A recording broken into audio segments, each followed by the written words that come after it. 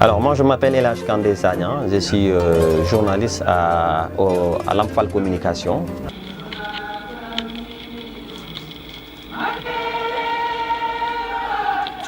Merci de choisir Lamp-Fall FM pour vous informer. À la présentation, Elhadj Kandé Sagnan, la mise en onde est assurée par Khady Thiam à la une de ce journal. Coronavirus, le ministre de la Santé a fait le point sur l'évolution de la situation. Un nouveau cas a été testé positif, ce qui porte à 25 le nombre de personnes atteintes au Sénégal. Je suis également présentateur d'une émission panafricaine intitulée « Pourquoi pas l'Afrique ».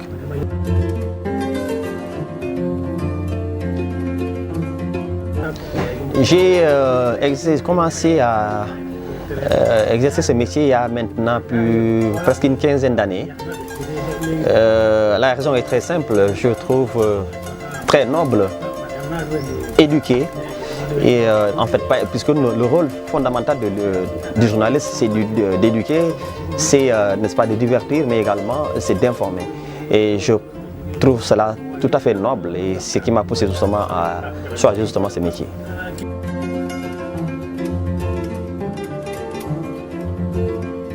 Ah, ça c'est lié à mon engagement panafricain, puisque moi je me suis toujours posé la question pourquoi l'Afrique ne fait pas comme les autres continents. Je fais allusion un peu à l'unité africaine, puisque les États-Unis ont trouvé la nécessité, n'est-ce pas, de s'unir. Et pourtant c'est une grande puissance, ils sont devenus aujourd'hui une très grande puissance. On parle également, n'est-ce pas, des pays européens aussi ont trouvé cette nécessité, n'est-ce pas, de s'unir. Et aujourd'hui, vous voyez qu'on parle, n'est-ce pas, d'union, n'est-ce pas, européenne. Et l'union faisant, n'est-ce pas, donc, la force. Aujourd'hui, voilà le seul continent, en tout cas en Afrique, un des continents qui malheureusement tarde justement à faire cette unité. Et c'est vrai qu'il y a eu des tentatives, n'est-ce pas, d'unification du continent africain. Si on revient un peu dans le passé, dans l'histoire, avec les Kwame Nkrumah qui disaient, n'est-ce pas, l'Afrique doit s'unir. Cheikh Anta Diop qui disait également que seul l'État fédéral est viable.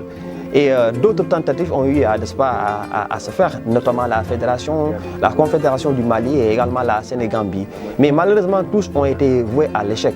Alors je me suis dit, pourquoi pas l'Afrique? Pourquoi pas l'Afrique pour se développer? Mais pourquoi pas l'Afrique également pour, n'est-ce pas, un développement durable? Puisque aujourd'hui, l'Afrique est un continent assez riche de par son sous-sol, il y a beaucoup, n'est-ce pas, de richesses. Mais aujourd'hui, malgré toutes ces richesses, nous demeurons également le continent, en tout cas, le plus pauvre. Donc pourquoi pas l'Afrique, justement, pour le développement? C'est comme ça que m'est donc venue l'idée, n'est-ce pas, de créer ce concept d'émission, pourquoi pas l'Afrique.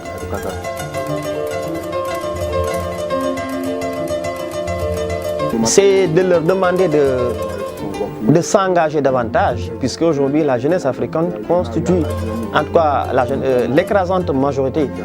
Alors aujourd'hui il faut que cette unité africaine, n'est-ce pas, que ce combat pour l'Afrique, ça traduit en acte, que ça ne soit pas quelque chose, n'est-ce pas, d'abstrait, mais que ça soit, n'est-ce pas, quelque chose, n'est-ce pas, de concret.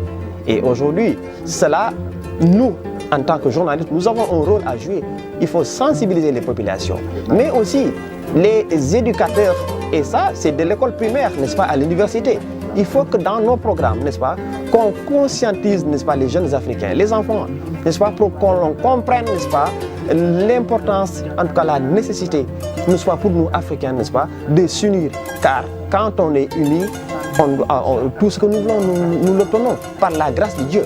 Mais aujourd'hui, si nous partons en ordre dispersé, mes chers frères, ça ne passe pas. Mes chers frères et sœurs, ça ne passe pas. Et inspirons-nous, n'est-ce pas, de l'engagement des hommes comme Thomas Sankara, n'est-ce pas, des hommes comme Cheikh Anta Diop, Nelson Mandela, le colonel Kadhafi, puisque, quoi qu'on puisse dire, il avait des ambitions pour l'Afrique.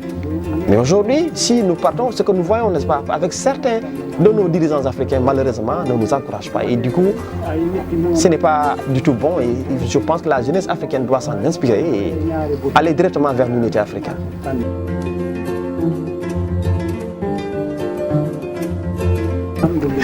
Positivement, ce qui m'a le plus marqué, Beaucoup de choses m'ont marqué positivement. Très sincèrement,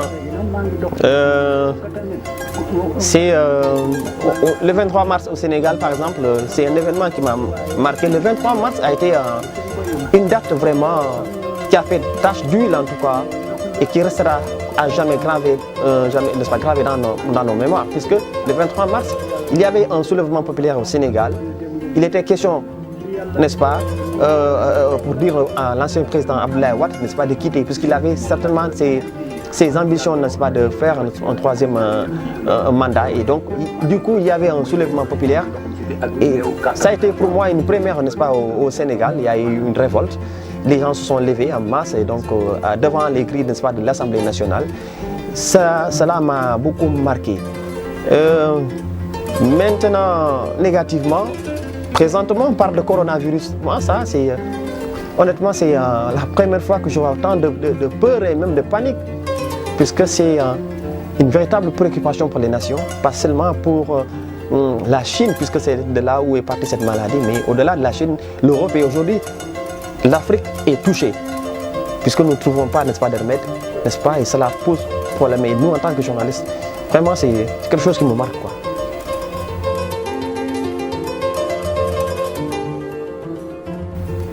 Mais vous remerciez vraiment de votre présence ici, et j'espère qu'on se reverra, n'est-ce pas, dans un avenir très proche. Et pour dire que l'Afrique est un seul continent, il ne faut pas qu'on essaie de mettre les barrières entre les peuples. C'est la colonisation qui a essayé de nous séparer. Mais aujourd'hui, il faudrait que le Sénégalais voit, n'est-ce pas, le Burkinabé, n'est-ce pas, comme son frère, et vice-versa. Nous sommes tous des humains. Pour moi, les relations humaines n'ont pas de prix. Et aujourd'hui, il ne doit pas y avoir, n'est-ce pas, de barrières. Et il faudrait qu'on accepte, n'est-ce pas, aussi notre africanité. Portons-le n'est-ce pas, de manière vraiment concrète. Que nos dirigeants africains arrêtent, n'est-ce pas, de nous leurrer. Et que la jeunesse africaine aussi soit consciente que l'Afrique, l'avenir, n'est-ce pas, c'est l'Afrique. Ça, c'est clair. Bon, maintenant, soyons vraiment des travailleurs et cultivons la paix, puisque l'Afrique en a besoin.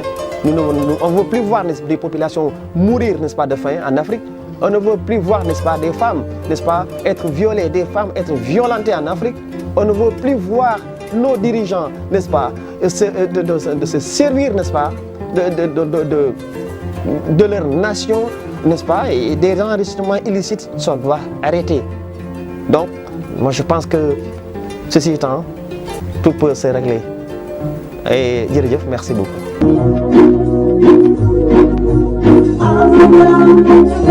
Dépassons les égoïsmes nationaux, le nationalisme égoïste. Adoptons cette devise si salutaire des trois mousquetaires. Un pour tous pour un. Rapprochons-nous, soutenons-nous. Faisons cause commune, communion pour une seule cause. Le peu de chacun de nous, pour le bonheur de tous.